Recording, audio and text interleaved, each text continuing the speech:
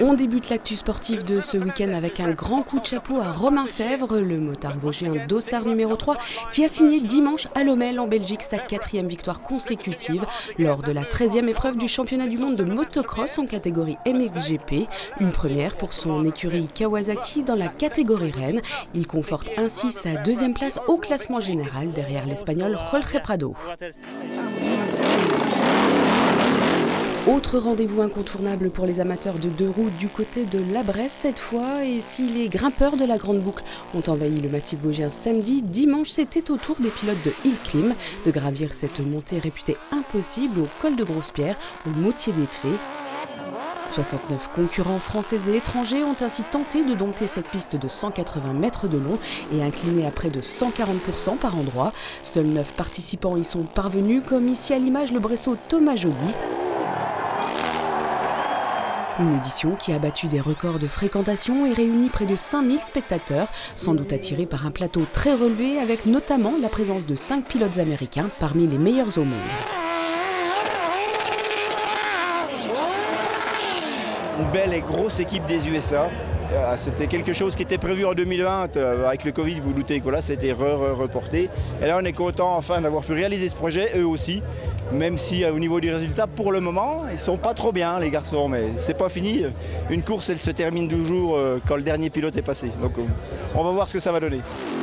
Et au terme des différentes manches, c'est finalement Vincent Mougenot de Saint-Maurice-sur-Moselle qui s'est arrêté à quelques centimètres du sommet dans cet ultime essai et qui s'est donc imposé pour la 5e fois depuis 2018 avec un chrono de 19 secondes et 70 centièmes. Pour rappel, il avait concédé la victoire l'an passé à l'américain Joe Chipman qui termine 7e de l'épreuve cette année.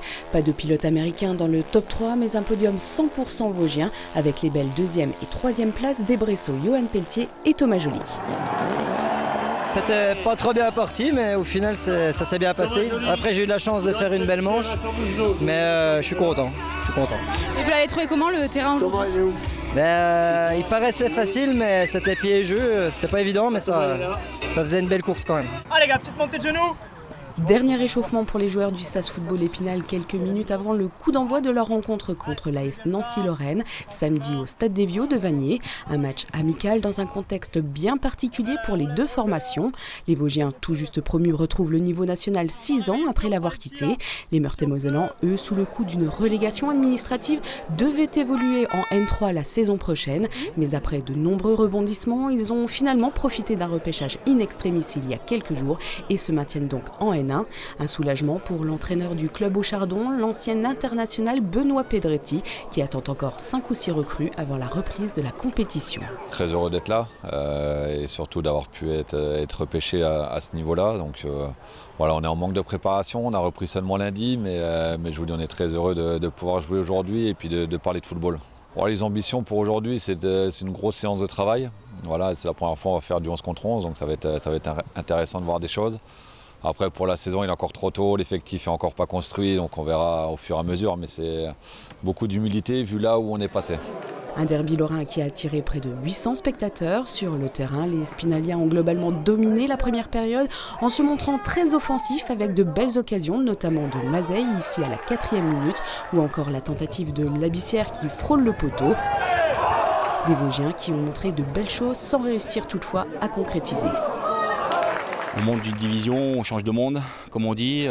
Voilà, ça sera à nous de faire les efforts, d'être à la hauteur, parce que c'est un championnat quand même maintenant avec des équipes comme Dijon, Nîmes, Nancy, voilà, qui est très relevé. Des équipes qui sont là depuis aussi plusieurs années, comme des équipes comme Villefranche. Non, c'est un championnat qui a beaucoup évolué depuis le temps où on l'a connu ces dernières années, qui tend à se professionnaliser, mais voilà, il faudra être à la hauteur.